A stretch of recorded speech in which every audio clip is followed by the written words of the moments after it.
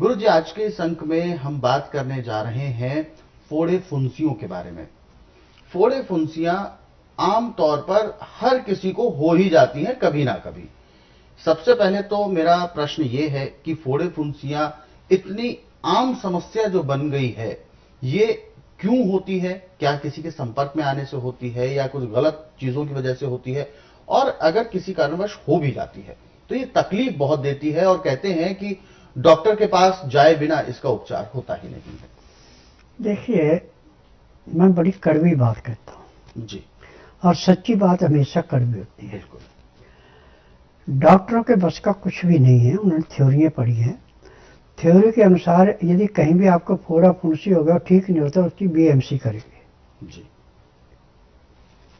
वो टेस्ट आके जो उसको रोग मिलेगा उसके अनुसार चलेंगे। बिल्कुल। परंतु स्वास्थ्य विचार एकमात्र ऐसा आश्रम है कि जिसमें ना तो बीएमसी की जाती है, ना रोगी से पूछा जाता है, ना कोई कागज पत्र देखते हैं, ना किसी मशीन से टेस्ट करते हैं। जी, यहाँ का नियम है कि जिस दिन रोगी आएगा उस दिन रात्रि 10 बजे तक खा पी के दातन कूड़ा करके बड़ी लच्ची मुंह में रख के चूसता रहेगा। सुबह 9 से 10 के अंदर अपना नामकरण कराएगा। 10 से 12 में नाड़ी परीक्षण करता हूँ। नाड़ी परीक्षण में पैर के तलुए से सिर के बाल तक की MRI, CT scan, x-ray, ultrasound, ECG, sonography सब कुछ 5 सेकंड में हो जाते हैं। उसमें जो भी कमी शरीर के अंदर पाई जाती है दवाइयाँ दी जाती है।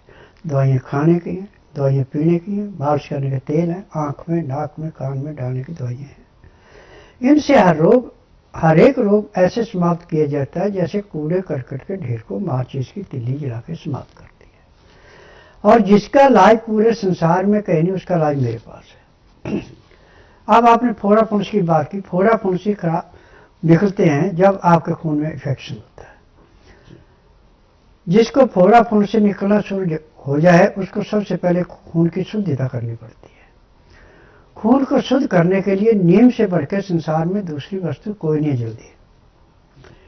आप 10-15 पत्ते नीम के ले करके उनको पीस के चटनी बनाएं, 3 दाने या 5 दाने काली मिर्च उसमें मिला दें। अब 1 गिलास पानी के अंदर गुनगुने में घोल के उसको फेंक। कड़वा तो बहुत है परंतु अंदर जाके आपको शांति बहुत देगा।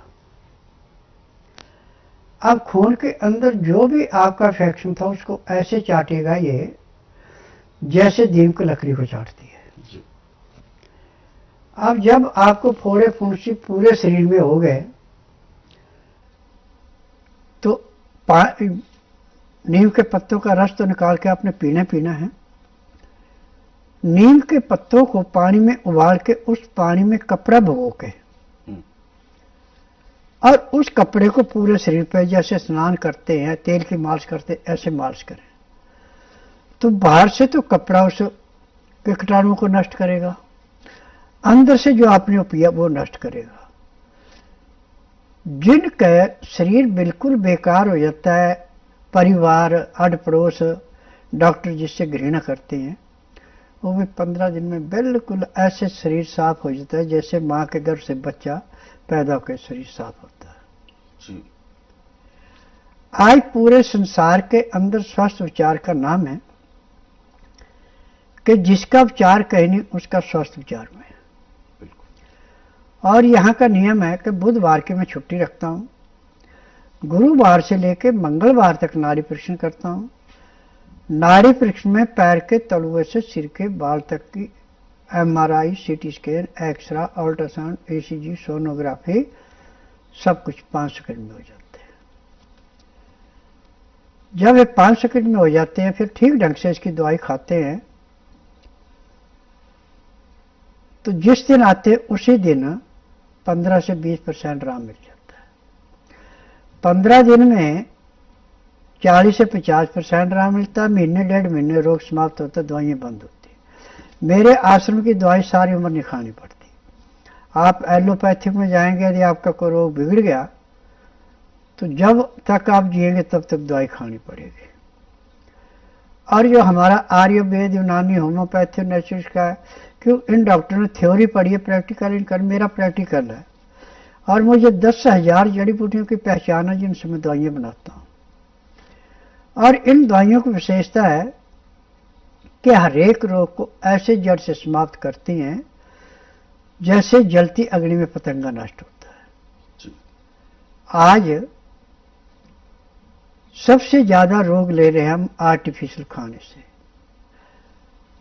छना हुआ आटा, धुली हुई दालें, छिली हुई सब्जियां,